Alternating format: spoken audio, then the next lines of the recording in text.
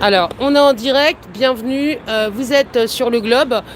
On vient de sortir, comme vous avez pu le voir précédemment, il y a la vidéo de la conférence Solidarité, ça s'appelait Julian Assange aux lanceurs d'alerte, Solidarité aux lanceurs d'alerte, et on a eu droit à quand même un bon petit paragraphe sur Julian Assange, pourquoi il fallait se mobiliser. À la conférence, il y avait Véronique Pidancé-Barrière, qui est écrivain, journaliste, militante et scénariste. Metteur en scène ou scénariste? Voilà. Donc moi ce que je vais faire, c'est un petit brief sur ce qui a pu se dérouler, et puis on a des questions. Alors toi t'étais au procès, c'était pas à Belmarsh d'après ce que j'ai entendu. C'était à la Westminster Court. Moi j'étais à l'audience du 13 janvier 2001. Et je me suis fait accréditer, donc j'ai pu être dans la salle d'audience. Et j'ai fait face pendant 25 minutes à Julian Assange. On était assis face à face. Il est venu s'asseoir juste en face de moi. Et voilà. Donc on s'est regardé, on a tout fait par le regard parce qu'en fait on peut rien faire d'autre. Et il n'a pas parlé. Ses avocats ne le regardent pas quand il est là. Quand Gareth Pierce vient lui parler, elle met la tête sur le côté, elle fait comme ça, comme s'il n'existait pas. Et en fait, dans cette Ces avocats ne communiquent pas du regard avec lui, pourquoi? Ah, je sais pas, je peux pas le dire. Moi, je rencontre, je donne un témoignage. Je sais pas pourquoi ces avocats ne le regardent pas. De toute manière, dans la salle d'audience, à part le public et moi, personne ne l'a regardé. Ni ses avocats, ni le juge, ni personne. Personne ne le regarde, personne ne lui parle. C'est comme s'il n'existait pas, c'est comme s'il était déjà mort. Et dis-moi, est-ce que son père était là au procès? Non. Son père n'était pas là? Non, le 13 janvier, il n'était pas là. Il n'était pas là. Il y avait Joseph Farrell qui était là, du CIJ, qui est le centre des journalistes, qui a été créé soi-disant par Mike Hayden, mais on n'est pas sûr. Et qui était là, et qui n'a pas regardé, que Julian Assange n'a pas regardé, et que Farrell n'a pas regardé non plus Assange. Alors d'après toi, pourquoi il n'est pas libéré? Alors, je ne sais pas pourquoi il n'est pas libéré, parce qu'en fait, il est tout à fait libérable. D'abord parce qu'il aurait dû être libéré au nom de la présomption d'innocence et de ce qu'on appelle en Angleterre le fair trial, c'est-à-dire le procès légal. Et là, on se met là parce qu'en fait, là, j'ai l'impression que j'ai tous les bruits. Bon, je les aurai là aussi, mais bon. Aussi. Et en fait, il aurait dû être libéré au nom de la présomption d'innocence et de l'habeas corpus. Il était libérable au bout de 6 mois de sa peine pour violation du bail. Donc voilà, il aurait dû être libéré, mais ses avocats n'ont jamais fait de demande de libération. Donc nous, on a créé Wikijustice en partie pour ça. On est devenu une loi 1901. On a mis notre nez dans les lois anglaises et on a fait des demandes de libération. Donc depuis novembre, on a fait 4 demandes de libération. La dernière a été faite hier, le 19. Et dis-moi, quand vous faites la demande de libération, vous vous constituez partie civile? On est partie civile. Vous êtes partie civile? On est personnalité morale. Et est-ce que la Cour, elle en parle de ça? Est-ce qu'elle ne répond pas, elle ne répond à aucun courrier. Elle ne prend pas les accusés de réception, elle ne nous renvoie pas les accusés de réception. Elle ne répond à aucun de nos courriers. Les seuls qui ont répondu, c'est le directeur de la prison qui a dit que tout se passait bien pour M. Assange dans la prison. Donc on ne sait pas. En fait, il y a un directeur de prison qui dit que tout va bien pour Assange, que c'est pas possible qu'il soit à l'isolement, que normalement il a accès à la bibliothèque, il a accès à tout. Et finalement, ses avocats disent qu'ils ne peuvent pas le voir. On a les super sons parisiens. Ses avocats disent qu'ils ne peuvent pas le voir, ses avocats disent qu'il est à l'isolement 23 heures sur 24, ses avocats... Donc on a 2 sons de cloche différents, le son de cloche d'un directeur de prison qui dit que bon voilà, ça se passe normalement comme dans une prison normale, et des avocats qui disent exactement le contraire, donc on ne peut pas savoir. Madame Pierce, Maître Pierce se plaint, geint à toutes les audiences en disant qu'elle ne peut pas voir son client, qu'elle n'a pas une heure, qu'elle n'a pas ceci, qu'elle n'a pas cela, sauf qu'à la dernière audience, à celle où j'étais, ils ont justement déplacé l'audience du 14 au 13 pour que Madame Pierce, Maître Pierce, voit son client. Ce qu'elle n'a pas fait parce que soi-disant elle n'avait pas de temps ce jour-là pour le voir. Donc elle ne voit pas son avocat, donc ça ne lui permet pas de préparer une défense. Il a combien d'avocats? Parce que là ce soir on avait un avocat qui dit qu'en fait il était à l'audience, il a travaillé sur le dossier. Tu l'as interpellé dans la conférence à un moment donné, qu'est-ce que tu lui as dit? Je l'ai interpellé parce qu'il a dit que c'était les prisonniers qui avaient demandé un assouplissement du régime de Julian Assange. Or c'est pas possible.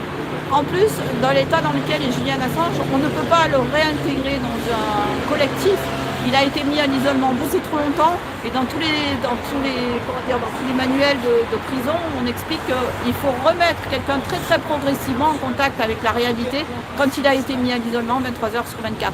C'est de la folie de remettre Julian Assange s'ils l'ont fait, avec 40 prisonniers, du bruit qu'ils ne supportent pas, un cerveau qui ne fonctionne peut-être pas tout à fait comme il faut. Voilà, donc ça, ça serait criminel. Pourquoi tu dis que son cerveau ne fonctionne pas tout à fait comme il faut? Parce que je pense qu'il est dans un état de... Il s'est complètement isolé de l'extérieur pour se protéger. C'est quelqu'un qui souffre d'un rejet de la société. C'est-à-dire que quand on est dans une salle d'audience et que personne ne vous regarde, que personne ne vous entend, que personne ne vous écoute, que personne ne vous parle, que personne ne vous jette un œil, vous n'êtes rien. Il est transparent. Derrière sa vitre, Julian Assange est transparent. On ne lui pose pas une question, on ne lui demande pas quoi que ce soit, on ne lui parle pas des témoins, on ne lui demande pas si quelque chose va, on ne lui demande rien.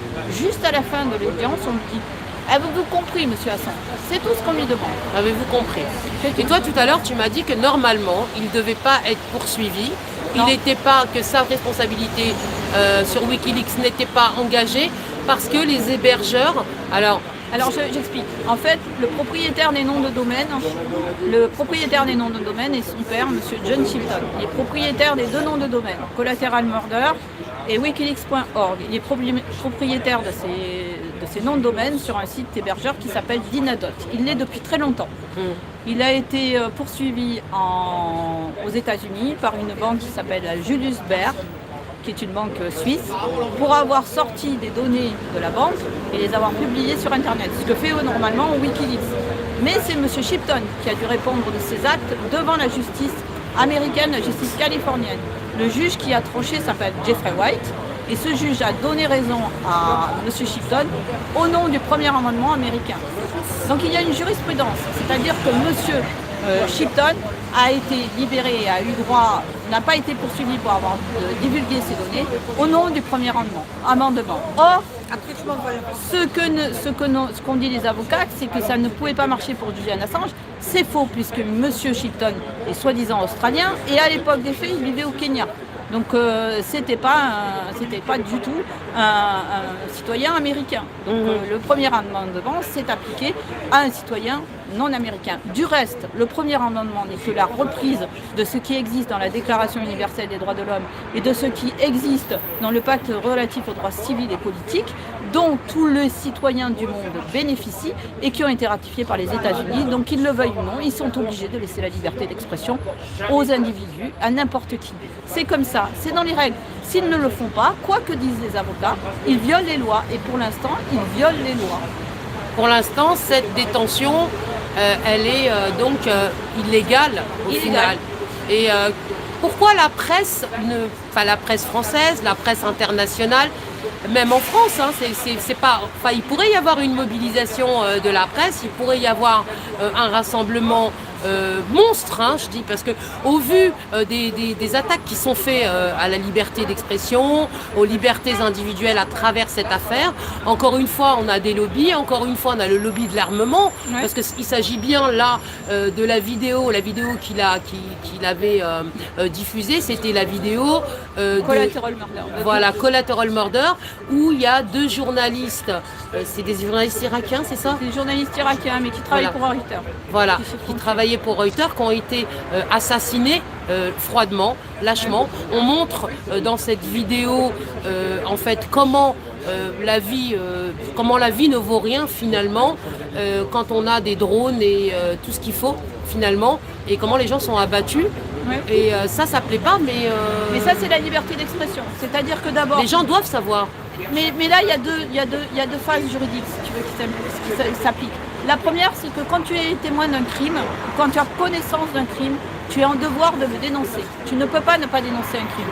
Donc rien que pour ça, Julian Assange a fait son devoir et il ne devrait pas être poursuivi. Après, c'est la liberté de la presse et la liberté d'expression qui te permet de diffuser ce crime. Mais à partir du moment où tu dénonces un crime, tu es dans l'obligation de le dénoncer. C'est un devoir de citoyen. Tu ne peux pas être témoin de crime et ne pas le dénoncer. Julian Assange nous a envoyé un SOS. Ce SOS, on l'a depuis longtemps, on en a parlé depuis longtemps. Il est de notre devoir de venir au secours de Julian Assange. Et c'est exactement ce qu'on a fait.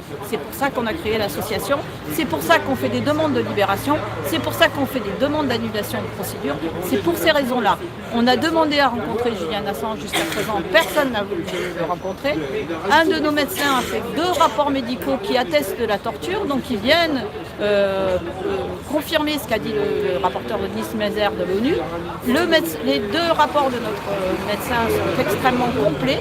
Elle s'est déplacée jusqu'en Angleterre pour les faire. Elle est allée dans les salles d'audience. Elle se déplace quand elle peut. Donc c'est très important. Donc ces 2 rapports sont là. Donc on fait tout ce qu'on peut pour montrer qu'il y a une injustice, une illégalité. Torturer quelqu'un est un crime. Or, aucune question dans la salle d'audience n'est posée sur qui torture Julian Assange. Et pourquoi? On est en Angleterre, dans le pays de l'habeas corpus. On est dans un pays démocratique, enfin soi-disant démocratique, qui torture.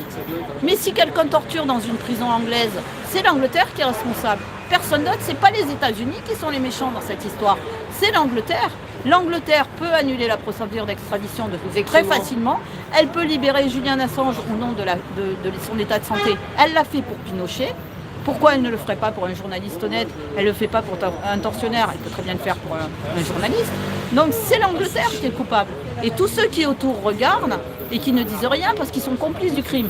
Voilà. Être complice de la torture, c'est être assimilé au tortionnaire. C'est dans le texte de loi, c'est dans la charte sur la torture, c'est dans le texte sur la torture. Alors la compatibilité avec cette pseudo-détention, puisque apparemment c'est... je ne sais même pas comment appeler ça en fait.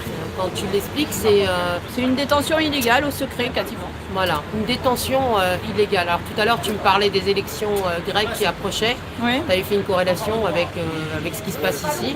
Est-ce que tu peux m'en dire plus? Écoute, il y a quand même tout un parti qui s'appelle Diem qui est en train d'utiliser Julian Assange et la liberté d'expression pour faire tout un travail sur est-on libre, n'est-on pas libre, etc. Mais on n'entend pas beaucoup parler de Julian Assange. Aujourd'hui, est-ce que vous avez entendu beaucoup parler de Julian Assange au cours de la conférence?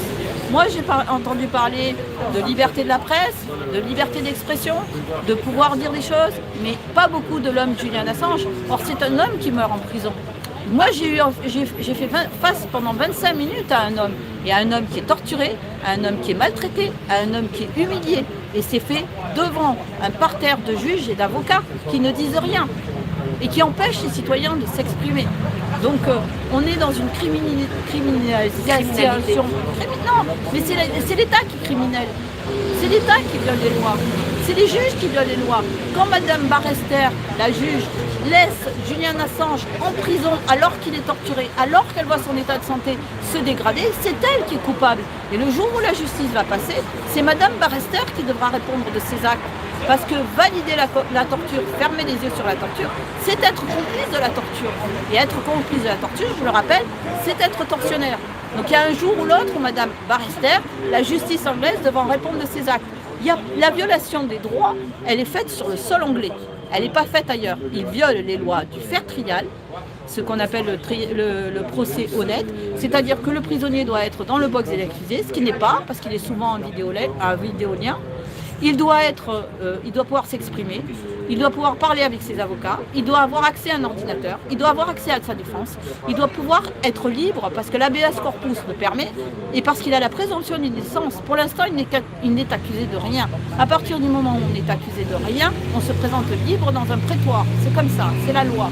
Donc là, ceux qui violent la loi, ce sont les Anglais pour l'instant. C'est pas les Américains. Alors ils sont peut-être commandés par les Américains, mais alors il faut poser des questions là, parce que si un État souverain est dirigé par les Américains, c'est qu'il est plus souverain. Apparemment, les États-Unis, d'un point de vue de la liberté d'expression, enfin, ils mettent leur diktat à l'international, ils dirigent le monde à l'heure actuelle.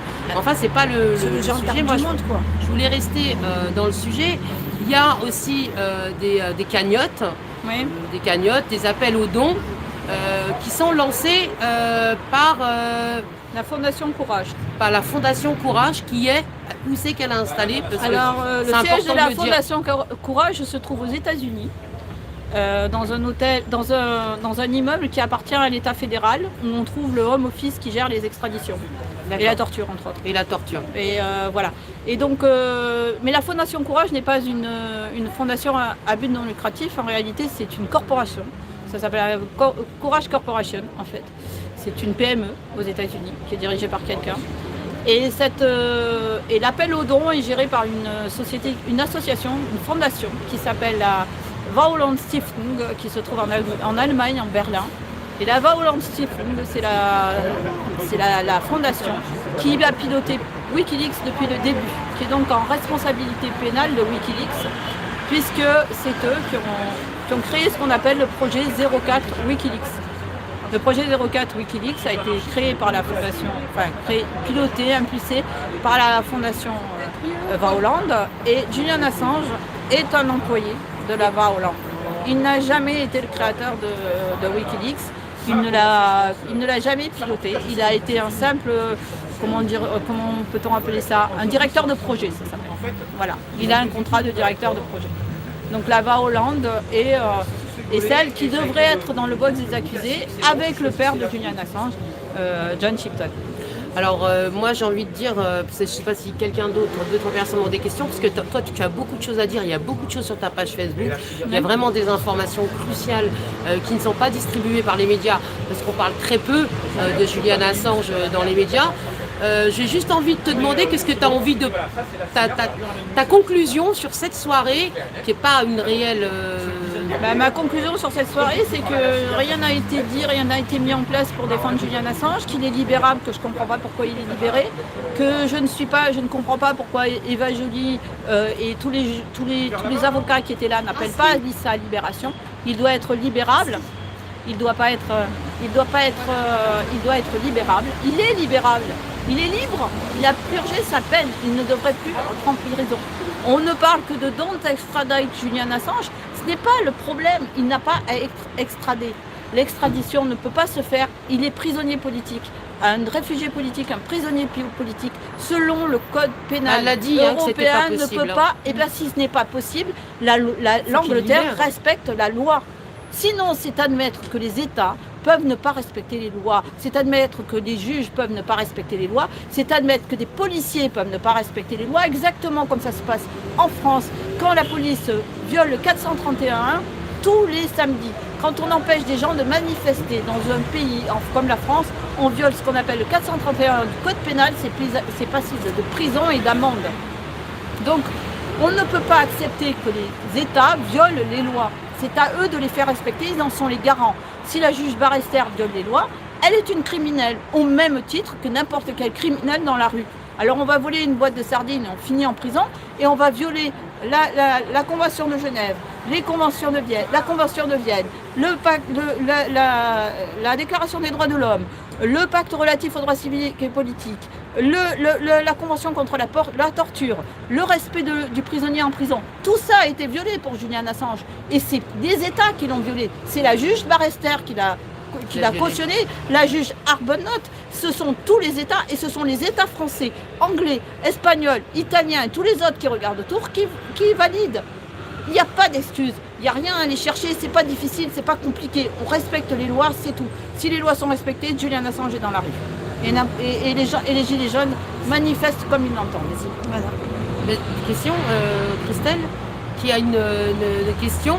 Alors, si tu as conclu, c'est bien. Alors, on va donner la page Facebook pour que les gens puissent aller s'informer correctement. Oui. Parce qu'il faut dire que quand même, tu as été très active non seulement sur le terrain parisien, mais à Londres. Donc là, tu vas retourner pour le nouveau procès. Ouais. Il y a une mobilisation qui est beaucoup plus forte là-bas qu'ici, qui est plus importante. Ici, on ne l'explique pas, mais c'est vrai qu'on n'est pas aidé par nos médias sous la croupe du lobby. Du coup, moi, j'aimerais bien que tu donnes ta page Facebook, c'est hyper important. Alors, la page Facebook, c'est Wikijustice Julian Assange. Wikijustice Julian Assange. Oui, alors elle est... Vous pouvez y aller tout de suite. Vous pouvez y aller tout de suite. Donc, on publie des articles. On a fait notre enquête depuis 6 mois, c'est-à-dire que depuis le mois d'août, on n'a pas arrêté d'aller chercher ce qui n'allait pas, pourquoi ça n'allait pas. À chaque fois qu'on trouvait quelque chose qui n'allait pas, on allait chercher. On travaille à l'international. On a donc... des relais en Australie, on a des relais en Angleterre, on a des relais en Suisse, on a des relais en Belgique, on a des relais en Suède. Donc Voilà. on commence à avoir des relais un peu partout. On a quelques retombées du Dalert américain. Enfin, petit à petit, voilà, on fait notre nid, comme on dit. C'est Ok, pas- ben, je te voilà. remercie beaucoup parce que heureusement qu'en fait il y a des. Je veux dire, t'es une Il y a des activiste gens hein, quand même, et des hein, lanceurs des personnes, d'alerte, des lanceurs voilà, parce d'alerte que c'est quand même et des militants et qui font Voilà. des efforts et comme on dit, ils sont de leurs propres moyens. Hein, il faut que c'était quand Oui. même, c'est des frais. Alors oui, hein. c'est ça, il faut le dire. C'est que Voilà, C'est des bah, frais, ça, c'est pas ici. gratuit. Hein. Voilà. voilà. Alors appel aux dons, hein. Rappel aux dons, ouais, Quand ouais. on aura fait le site, oui, on sera preneur pour des dons. Mais, Ouais, parce mais c'est que vrai quand que même, là, jusqu'à présent, il faut remercier les militants parce que ils ont payé leur bus, ils Le payent bus, leurs c'est hôtels, cher l'Angleterre. ils hein. payent les courriers. Ils payent les C'est un trucs sacrifice. d'enquête, chercher les cadastres, tout ce qui se paye, tout ce qui est de l'ordre de l'enquête est payé par les militants eux-mêmes, par les gens qui sont sur le terrain. Donc pour l'instant, nous sommes tous autofinancés, avec une solidarité qui marche comme on peut entre nous. Et c'est vrai que ça s'est passé comme ça. Donc il faut remercier les militants parce qu'ils ont mis leur énergie, ils prennent le bus. C'est 10 heures, on parle Déjà de le ça, trajet, Le ouais. temps, le bus, Le temps, l'argent, l'argent, le travail, voilà. l'investissement. c'est moins cher. Voilà. Après, c'est tous les jours, quand il y a des audiences et aux audiences, plus l'enquête. Il y a l'enquête. Donc, tout le monde mène l'enquête et c'est important. Et donc là, le procès, ça sera, Ça commence lundi. c'est lundi. C'est toute la semaine. Donc lundi, Le ouais, non, mais match, ça on sera est lundi équipé et il n'y a aussi pas de des mobilisation à Paris lundi pour Non. le procès. Mais apparemment, Voilà. il y a des gens qui viennent devant Belmarche. D'accord, Alors, voilà, ok. J'espère qu'il y aura du monde. Eh ben, je te remercie beaucoup. Merci. Voilà, c'était Véronique Pidance et Barrières pour le Globe 777. Et n'oubliez pas d'aller sur la page Wikileaks Justice. Hein Wikijustice, Wiki Justice, la nulos. Voilà. Wiki Justice, retenez bien. Voilà. Je vous remercie beaucoup d'avoir suivi. Et n'oubliez pas de partager parce que je suis trop censurée. Et surtout de liker. Voilà. Et à Merci. max, quoi. Voilà. À bientôt. Merci Véronique, bravo, bravo, vraiment bravo. Merci. Tu vas rentrer dans les